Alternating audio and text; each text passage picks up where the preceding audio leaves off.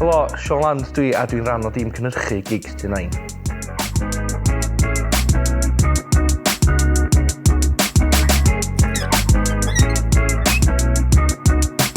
Gigs Tŷ Nain.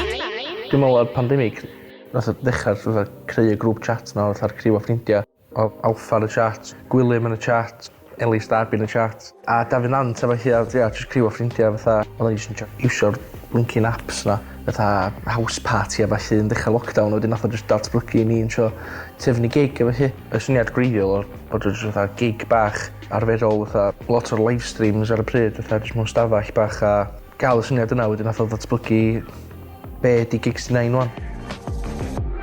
O'na clwb nos yn Manchester oedd Elis yn mynd i, yn y basement yn rhywbeth, o'na fatha rŵm o'r enw Tŷ Nain's living room. Nath ni just incorporatio hynna fewn i'r syniad o gigs Tŷ Nain, rili. Mae'n rhywbeth eitha neis am wneud rhywbeth DIY. Mae'n teimlo fatha rhywbeth chdi ydi o, wedyn dwi'n meddwl drwy wneud hynna hefyd ti'n includio lot o bobl sydd hefyd yn weithio'n cael ei gadael allan. Neu beth yna ti isio, rili, a mae'n neis. Pan da ni'n meddwl am line-up, da ni'n trio meddwl am ryw headliner, jyst llecho enw allan yna, wedyn trio gweld pwy mae pawb yn cytuno ar, a wedyn mae'r supporting act wedyn yn dod yn naturiol achos bod o'n siwtio'r arddull. Mae'r gig nesaf bach wahanol i'r rai dwytha achos fydd o'n fyw ti efo na gynulleidfa yna. Ia, mynd ymlaen efo fwy o rhywbeth fel la, mwy na rhywbeth sy'n cael ei ffrydio ar lein, dwi'n meddwl. Gynna ni'r cyfweliadau yna yn y canol, o jyst yn hwyl a jyst o'na ddim sôn am Covid o gwbl, so bod pobl yn gallu gwachod o a jyst fatha bod o'n teimlo'n normal eto.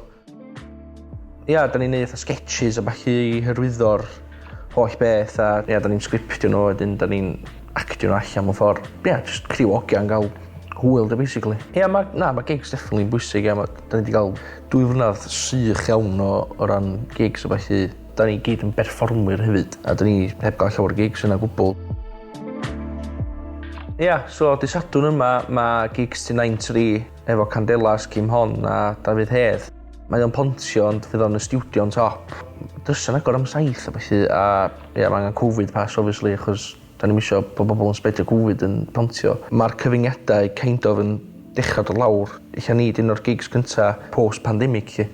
Os di Marilyn Monroe a fi methu gwerthwn i chi, dwi'n gwybod be neith.